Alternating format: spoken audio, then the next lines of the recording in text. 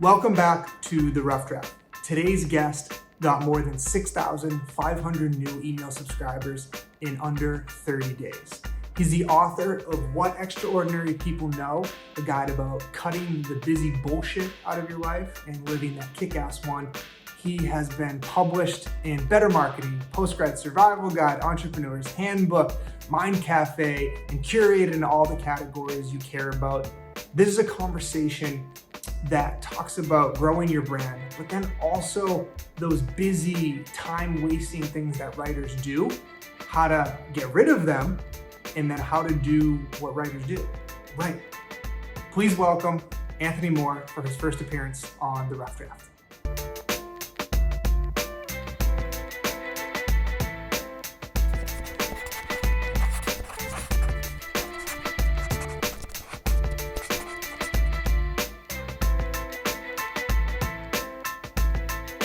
Anthony Moore, welcome to The Rough Draft. Thank you for joining. I am excited to pick every corner of your brain today.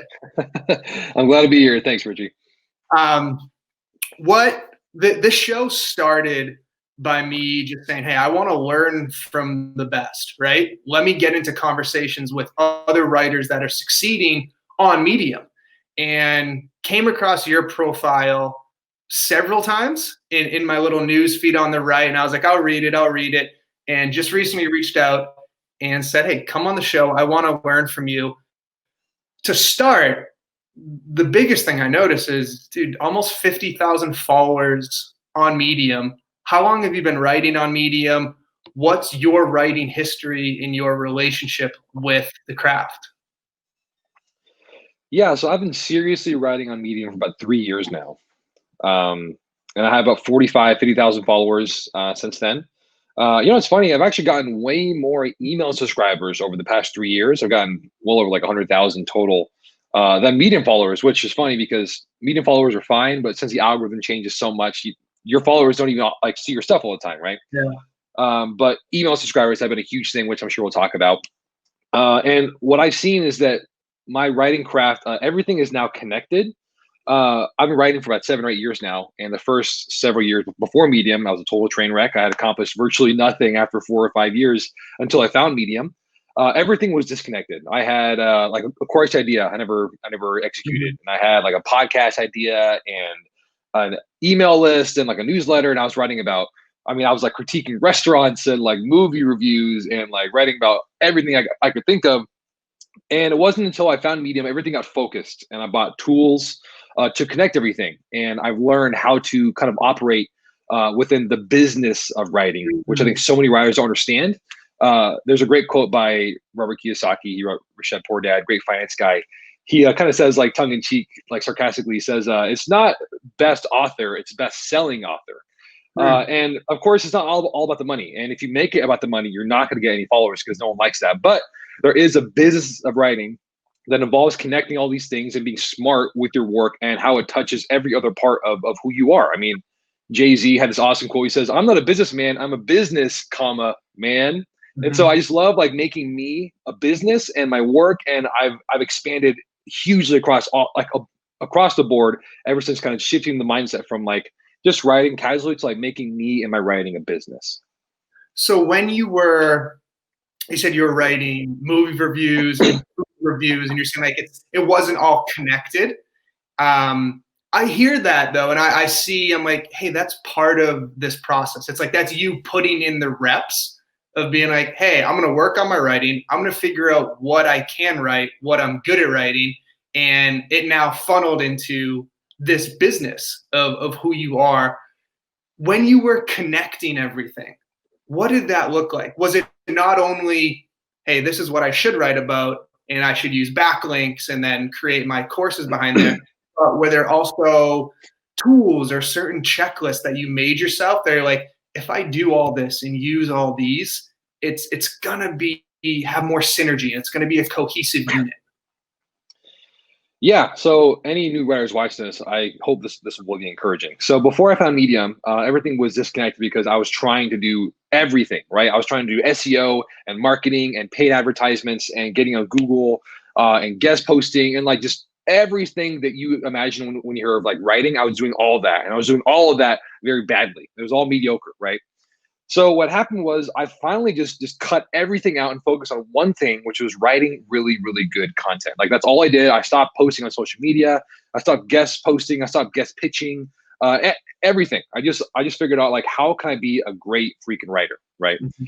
And so that's just what I did for months. I was writing all the time.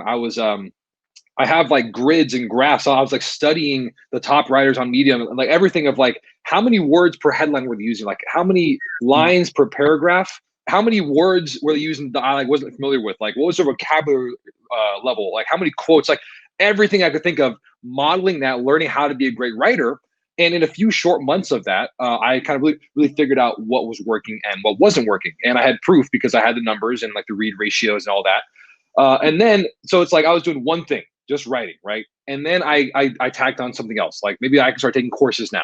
And so I was like doing all this writing and then courses. And then I kind of mastered that. And then I started reading books. And then I got a coach. And then I like started like buying tools, like how like let's get some online course software and let's get like an actual email provider. And it's like one by one I tacked it on. And then every single time it was like a manageable chunk. So that before I was trying to do everything at once and I was doing it all badly. This time around, I focus on one thing. And the most important thing is being a great writer, because if you don't consistently produce quality content, it's not gonna matter anyways, right? So once you master that, then you can slowly master everything else and kind of build this empire. And it's manageable because you know each and every piece, because you've taken the time to do it one at a time. So that eventually you can have a ton. I mean, like I have so many like tools and softwares and like virtual assistants that kind of keep everything together for me. But I understand what everything is because I just slowly taken the time to learn it one by one. At what point did you feel comfortable reintroducing a distribution strategy? You know, when you were like, hey, I'm writing great stuff now and it's getting read, but I'm going to pull some of these levers to maybe increase its exposure or increase who it's going to be delivered to. And there's a chapter I know in your book that's dedicated to like doing things differently than everyone else. So I'm curious, are there parts of that process that you're saying, hey, this is my point of difference. This is what's making me different than other writers who haven't yet reached this level that I'm on? Yeah, I think a lot of new writers and people watching this probably know the stereotypical traditional strategies to be a writer, right? Which is to everything I talked about: guest posts, learn SEO, get your WordPress blog set up, you know, like all these things, right? And a big part of that is promoting yourself on social media and trying to get people to read your work and like almost like trying to bring them in and get something, right? And so when we talk about this distribution, that's all I was focusing on. In fact, I was probably spending more time marketing and promoting myself than actually writing. Right? I would like individually tag people on Facebook, like, hey, I wrote an article, check it out. Like, you know, and of course, no one ever read it. But when I started focusing on just writing great content, I just kept doubling down on that. So it's like whenever a distribution kind of entered my mind, like maybe I can expand and guest post, I was like, nope, let's just keep writing really great, awesome content. And what happened, Richie, is people started coming to me. The same blogs were rejecting me. The same people who like wouldn't even give me the time of day, they were emailing me asking to like post my content. And I wasn't using social media at all. I didn't have a Twitter or Facebook or anything. And I would look on Medium and I would see thousands and often tens of thousands of clicks and shares on social media from my work that I wasn't even doing. So I found that if you just focus on giving really, really great content, like instead of trying to get readers, which is what most writers are trying to do, like get readers, get exposure, get followers. If you just give something, give great content, give your services, give your value, and double down, just get better and better and better. What I've seen is that people are going to come to you and share your stuff. So when it comes to distribution, I'm still not on social media, and I get emails all the time from writers and authors and publishers saying, hey, you should be on social media, blah, blah, blah. But then when I tell them my numbers, they're just like stunned, like, really? Like, how can you get that without social media, without focusing on distribution? And the answer is people do it for me. So of course I can maybe supercharge that by like focusing more on that. But for now, what I've seen, people come to me, people share my stuff, and that kind of reference word of mouth, like that all stems from writing really, really great content. So while everyone else is trying to promote themselves and market themselves and like invest in social media and like advertisements, those are all fine. But if the content isn't there, there's a great quote by, I think, Michael Hyatt. He said something like bad or great marketing for a bad product just makes the product feel faster, right? So even if you just talk and promote all like a ton of stuff for your work, if it's not great, it's not going to matter. So when it comes to doing something differently, don't focus on promotion, don't focus on marketing and like mastering all these tools. First, get really good at your craft. People will come to you and share for you, and then you can eventually kind of turn the tables to say, now I have this great product, now I can talk about it, but don't waste your time in the meantime. Just get better and the results will follow. So you're not even you're on no social medias right now. Like, you're not going to share an article on Twitter or LinkedIn. You're just going to say, I wrote something that I think is great, and I'm going to let readers distribute that, because that's kind of the ultimate test. If 1,000 people read it and not one of them decides to share it, that signal back to you is like, oh, maybe that wasn't as great as I thought, rather than let me get 10 retweets on this. It's like, it takes too much time that you could then be spending writing your next piece. Right. So it's something I'm guilty of. You know, I've said, I'm like, I want to honor my work. I was like, I have to like send it out in a tweet or post about it here. And I was like, just that one Facebook post will make me feel like I'm honoring my work. But I'm gonna make an assumption that there is one place you may distribute some of your work, and that might be to an email list. Yes. Yeah. So I definitely do that. And I do that every single week, and those followers see it. So you're absolutely right. Like it's almost like I don't even consider them this like, place I promote, but I do send that. And it's like, has been a huge source of income and exposure and relationship with my readers. And I know you wrote a piece, and it was called like, I got 6,500 plus new email subscribers in 30 days for free. And in that, you talked about having a strong call to action, a awesome landing page, and then you broke down the different temperatures of traffic between hot, warm, and cold. And I want to just resurface that article and say, like, how did you do that? How the heck did you get 6,500 subscribers in 30 days? How did you get over 100,000 subscribers? If you can break down some of the top points there that we could learn from. Sure. So a few years ago, there was a guy on Medium. I don't even know his name, but I don't even think he's there anymore. When Medium was first starting out, it was pretty easy to like get traction very quickly. And he wrote this article. It was like 13 ways to be successful, like a pretty simple success article. And he got millions of views. And I heard in like an interview that he gave later, he said that he eventually put a call to action at the bottom of his article, like saying like, hey, sign up for my email list, like telling them to do something. But it was after like the spike happened. And I think the number he gave was that he imagined he probably lost out on 175,000 email subscribers because he didn't put in a call to action. He like did later, right? So what a lot of great writers are doing right now is two things. Either they don't have any call to action, or they do, and it's just like cluttered and clunky and like not going to work. And what happens is if you keep writing, you're eventually going to get these like spikes, and it could be like 1,000 views a day or 100,000 views a day, depending on your audience and whatever. But you never know when these spikes are going to happen. But when they do, it's important to have all of your ducks in a row so that you can capture on that and get subscribers. Because if you're focused on the business of writing, email subscribers are one of the most important backbones of a successful business. Because even if something happens on Medium, because we don't technically own our platform on Medium, they could kick us off at any time. But anytime, right? But if you have your subscribers, that's when you can send like targeted sales sequences to, and like connecting with them, like getting information. Like there's so many great pros to having your email list, and having a call to action is the key way to do that.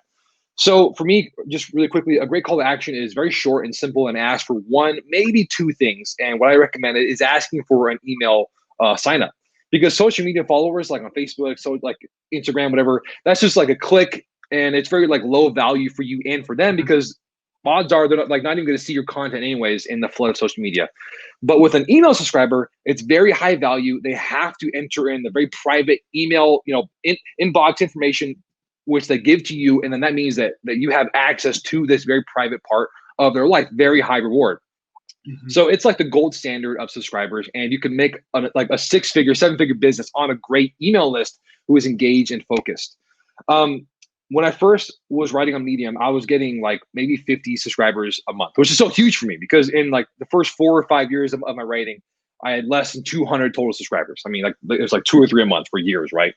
But on Medium, I mean, the audience is built in. They're expecting the call to action. They often want more content. So it's a great idea to do that. Medium's kind of gone back and forth on their stance on it, but now, as of right now, their guidelines say like they're fine with it as long as it's like short, under like 40 characters, 40 words, whatever. So Medium is like, cool, do that, and readers want that too. So as you're experimenting, like growing your brand, it's really smart to have a call to action. So that in the meantime, when you're trying new things, you're getting subscribers, and catering to your audience on Medium versus your subscriber list is very different and important. And your ability to talk to both of those, like hot, warm, cold traffic, is key to your business success.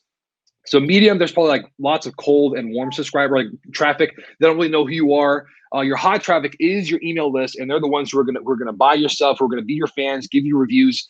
And the smart writer kind of brings traffic onto the next level, cold to warm, warm to hot. And again, it's just the business of writing, connecting it all together and kind of speaking to your audience in smart ways to give them what they want, where they are. Have you gotten into text marketing yet? Like collecting phone numbers in addition to emails? I have not. A bunch of my colleagues have, and I've been studying that myself, but I haven't yet.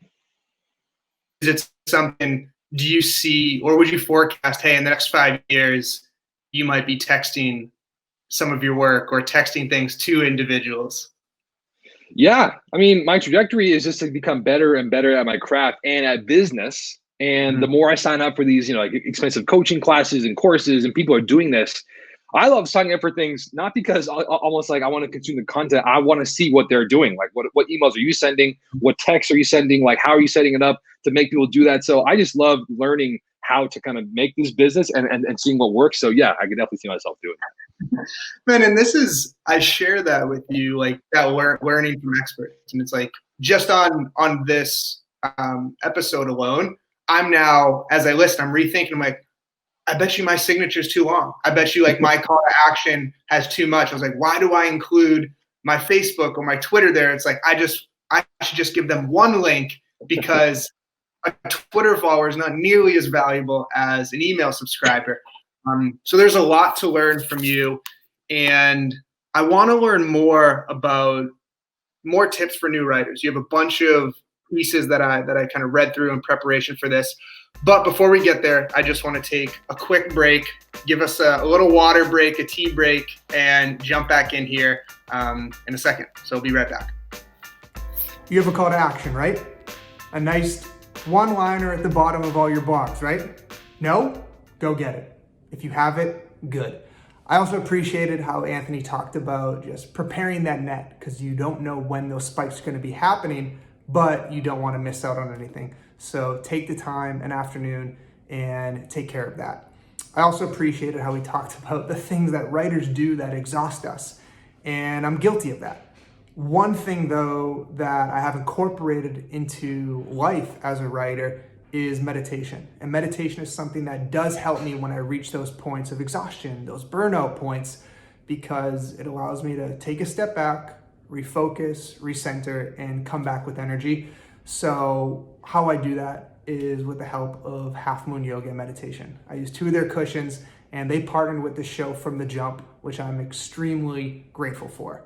I also want to thank Golden Root out of Colorado, a turmeric latte mix. They have caffeine-free, sugar-free, an original. And this is something that it's a nice soothing, all day long, all year round type drink. And it really does go well with meditation. So it's pretty cool how both of them support this show, support writers like myself, like Anthony, and like all of you watching this and consuming it. Now, let's jump back in there, because we're not done picking Anthony's brain, and I can't wait to learn some more. Welcome back to The Rough Draft, joined with Anthony Moore, author, writer, branding genius, marketing, newsletter, literally just the coach that a lot of us need and have been looking for. before the break, I said I want to get into more tips you have for new and just existing writers. But before we get there, I want to shine a light on your pieces on Medium. And I've picked out some of my favorites, but I wanted to know if you have a favorite piece that you've ever written. In your 7 years, is there one that stands out there like, this is it, this is my one? Yeah, actually there is one. It was the first article that really kind of like went mini viral for me, which changed my writing career. And it's called, "If you want to live an extraordinary life, you have to give up an ordinary one." And for 4 or 5 years I was writing, hadn't gone anywhere. My wife and I, we quit our jobs, moved to South Korea to teach English. And my life became very simple. I was just like teaching English and playing basketball and like writing. Like that was just my life, right? I was writing all the time. And that was right when I found Medium, and I was just writing all the time. And like, if you go back to March, April, May of 2017, you'll see what bad writing looks like for me. I was trying out all kinds of junk. And then again, I was studying writers. I was just trying new formulas, like actual specific, deliberate, like, let's try this way now. And I wrote this article I mentioned, thinking nothing of it, right? Because like nothing had happened for months. And I recall it was like a Saturday afternoon, and I was just like sitting in this coffee shop with my wife, just doing my Saturday afternoon writing, like I was always doing. And I checked my Medium stats, and I saw that I had like 600 something views that day so far, and it was like this like user traffic and like this like huge spike, 600 views, right? And like I was like, oh my gosh, baby, look, like it's happening, right? And this article for some reason really clicked with people. And by the end of like the day, I had like I think 5,000 views. And it was just like I was walking in a daze that weekend, just like, oh my God, I've cracked the code, like just like the highest views I've ever had, ever, like 6 years in the making, right? And that's the article that taught me how to write. And like it was like I was onto something. So that was the article to like change it for me. I was trying out like dozens of new article structures and like quotes and like links and like all kinds of stuff. This one worked for whatever reason. And I've kind of since based my whole article writing on this, like short chunks, pretty like skimmable, like digestible content, maybe like 1,500 words or so, which is I think what Medium likes anyways. So that just really changed it for me. And I wouldn't have found that if I hadn't just been trying a whole bunch of stuff. I mean, seriously, go back to 2017, April for me. You'll see just like all kinds of like pictures, and like I was like using like cuss words and like being super clean and like trying stories and like data. Like I was like, what is going to work on this freaking platform? And that article did work. So I wrote my book, What Extraordinary People Know, based on this article, like extraordinary mindsets and like how that works, and like how I created courses on that, like extraordinary lifestyle type of thing. And it's just cool how like one article, it's like if you just keep trying and you hit this mini spike, you just have like undeniable proof, hey, this worked for some reason, let's follow this direction. And instead of like scrambling, like trying to figure it out, it's like, this is proof that this structure works for now. And of course you can like adapt later, but for me, that was my favorite piece because that changed my mindset of like, hey, this is possible. I have results here. Like I can say I've gotten 5,000 views in a single day.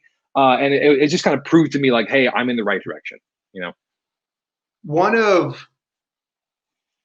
I read that piece and thoroughly enjoyed it and agree and notice your style. A favorite one that I had was called 3 Things Every Entrepreneur Needs to Give Up. And in it, there's a quote that I put, it says, they are unwilling to take risks, to fail publicly, and be forced to try again after getting knocked down. Continuing on, you have another piece that says like why most Medium writers won't be successful. And in it, you say, it's easier to quit. So together, I'm looking at, okay, you've been writing for 7 years. And the first 4 years, you publicly talk about just not really getting any traction, but you stuck with it. What makes you different?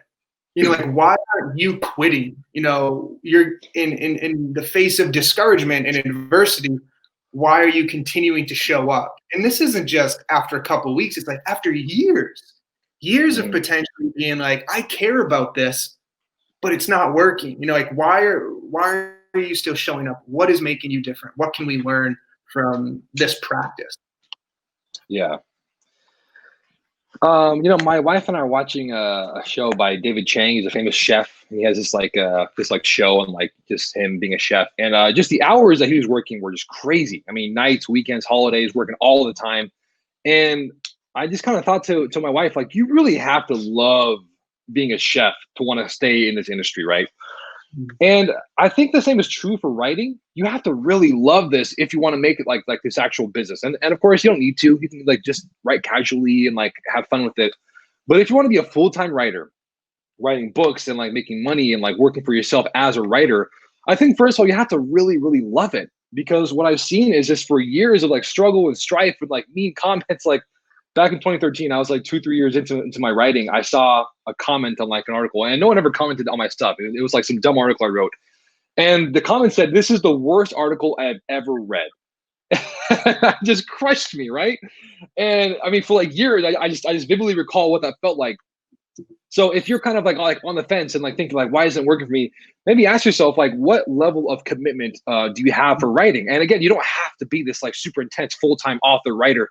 You can just love to write and like write for writing's sake. But if you want to make a full-time business out of this, if you want to make money, 6 figures, writing like books and like getting huge followers and like mastering all kinds of like tools like email and like marketing, I would just encourage you to ask yourself, what is your end goal for this? And if you want to be this kind of writer, like I guess the results I'm seeing and like top writers have of like working from home, making 6 figures, are you willing to do that work? And like just in the article I wrote, what are you willing to sacrifice and give up? Are you willing to look stupid? And like Richie, that's kind of been my superpower. I think I am not afraid of like looking totally stupid.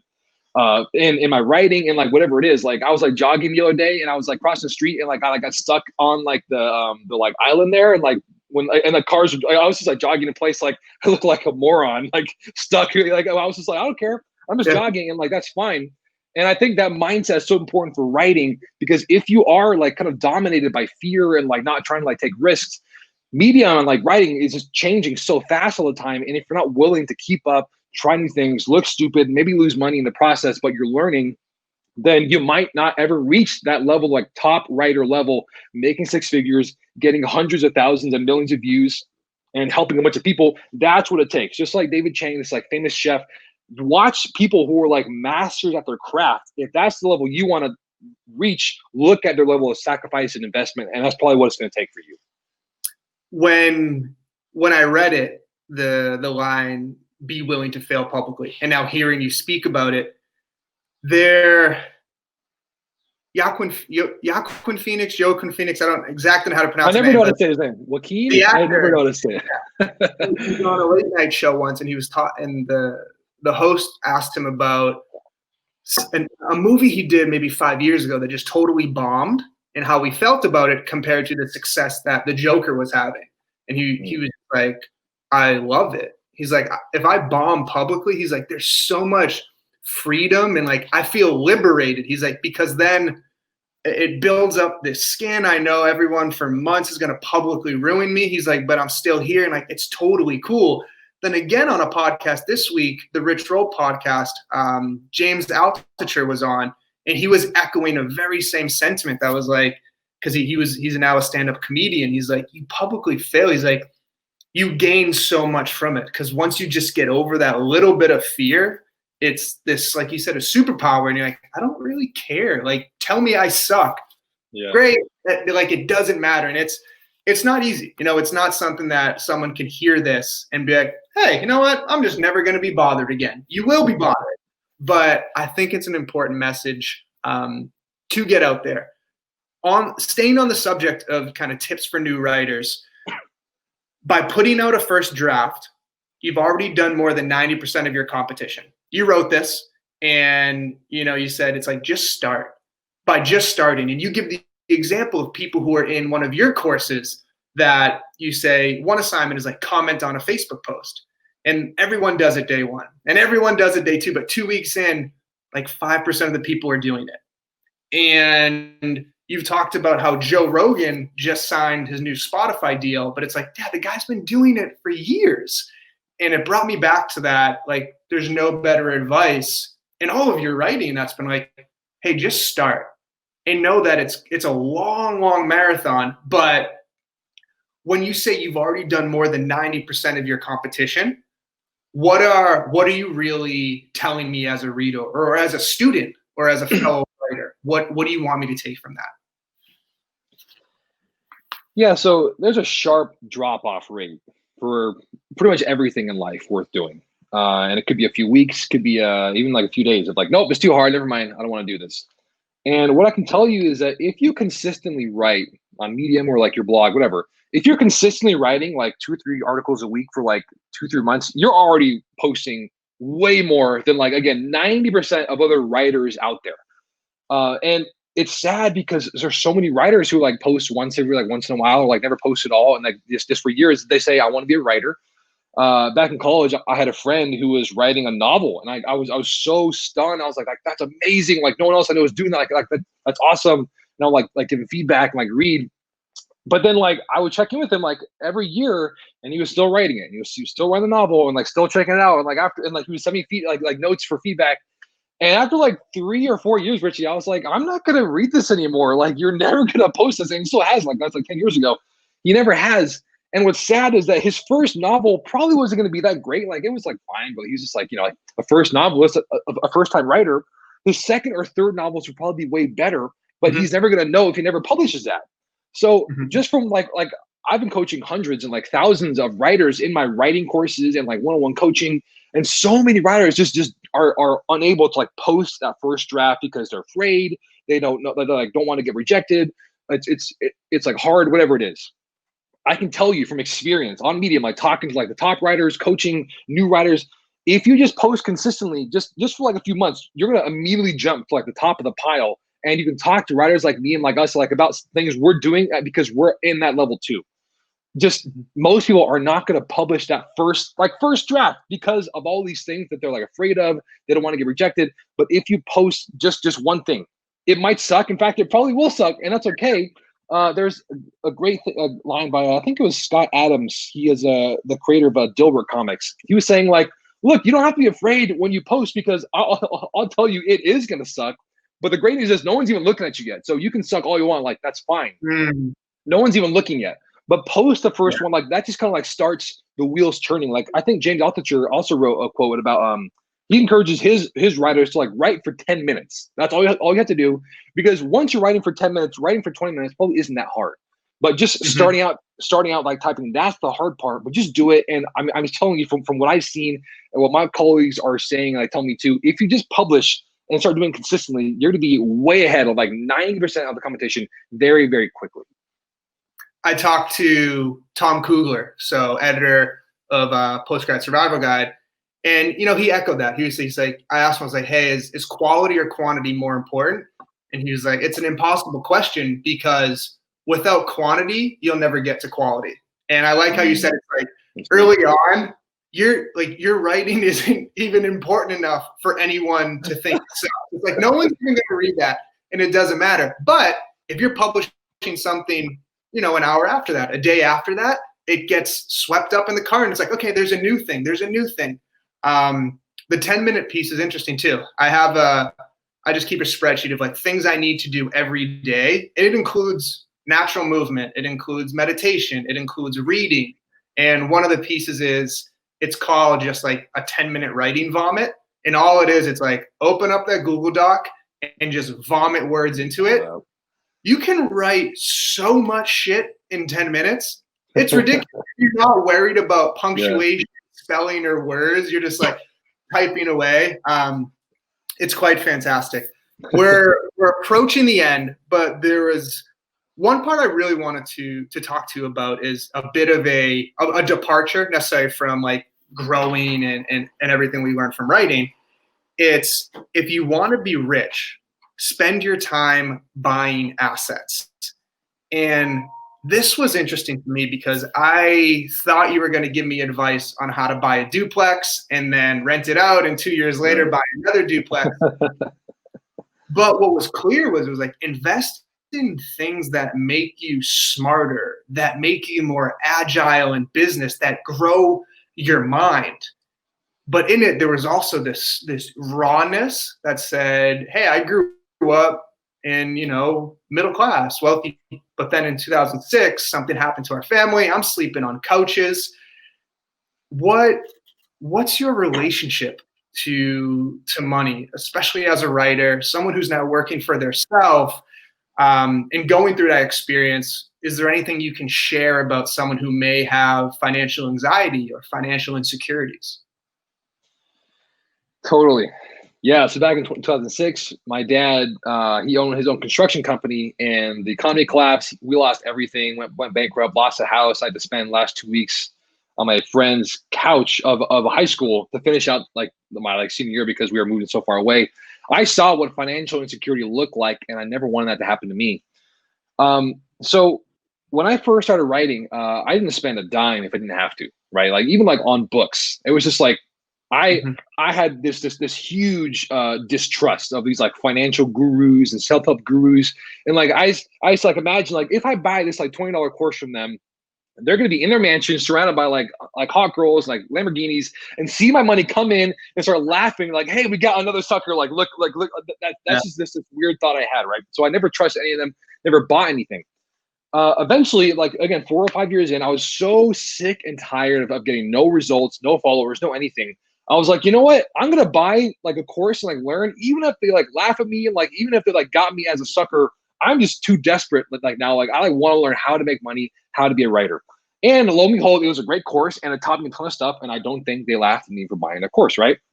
So I slowly started buying more and more kind of like investments in me. So books and courses, like very cheap, just like 20, 30 bucks, like tops, like books are $5-10 each. And like I was just like slowly kind of like learning to like trust and like thaw out my distrust for like people who can teach me how to do things, right? And then next year, when I was getting big on Medium, I bought a $500 writing course, which was like crazy, like capital C. Like, are you kidding me? $500 on an online course? What? Like you can like buy like a car, like whatever, a cheap car. But I was like, I'm going to invest and like learn how to do this. And that course changed the trajectory of my writing career. I learned about like all about like the business of writing, how to make courses, like book proposals. It just opened my mind to new things. And I started buying more and more assets for my work. So last month was actually my most successful money writing month ever. I made over 10 grand, which was like the first time I'd ever done that in like a single month. And I was just like whooping and hollering. I was just like screaming. I was like I did. It was like May 31st, like 4 p.m. I just hit the like $10,000 mark. And I made that money from like so many different income streams. I mean, coaching, online courses, book sales, affiliate links, freelance work, media, like all this stuff. And I learned all that because I invested in these tools to manage that. So it's like almost like your level of investment determines how much you're going to make. And you can kind of like increase this like container and the like capacity you have for making money by buying more and more assets. And you should read the article that Richie mentioned. I talk about assets you can buy. And then you buy things with the money that your money made you, instead of like just the hard work and like labor you're doing for your money. So this is all about passive income and like making money while you're sleeping. Like I can wake up and see I've made hundreds of dollars that night, and that's because I've invested in how to and like learning how to do that and the tools I need to make that work. So I'm paying $1,000 a month for like work expenses, like you know, for like my email list and my online courses and like all this stuff. But and like that might seem like totally crazy to you because you're like not making even like $100 a month, right? I didn't start at that level. I started out with like $50 a month for like my online course platform, right? But now I'm just like growing and growing and growing. The more I invest into these tools, the more money I can make, the more flexible I can get, the more I can contain. So it's like for me, I'm seeing a direct relationship between how much I'm investing in myself and like assets, even like things like a better pillow for sleeping or like better like workout gear so I can like get, you know, more physically fit faster, or online like better tools people like more and like they can, you know, pay easier with. Everything that I do that helps me in my business, I'm making more money in that way. So it's people think like spending money in like books and coaches and courses might be a waste of money.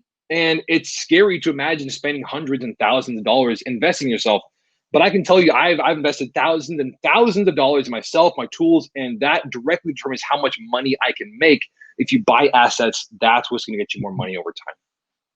The idea of investing in yourself is, and then using the outcomes of that to then invest more in yourself. It's really saying like, I am the most important asset, like growing me, I can increase my value.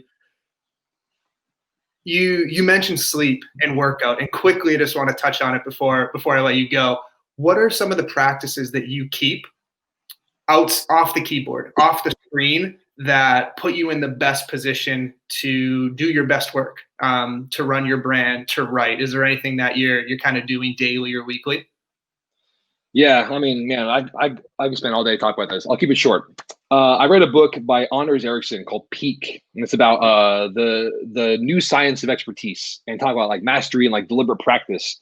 And he's studying top level athletes like NBA players and like Olympians, and they can only spend about 4 or 5 hours a day, maybe, at this level. And like that's it. Like they like can't practice anymore at this level, and anything else would just be like wasting their energy, right? And it's taken them years to even put in 4 hours a day. And so most people like work 9 to 5, like 60 hours a week, even just trying to like do work, and their quality of work is so low.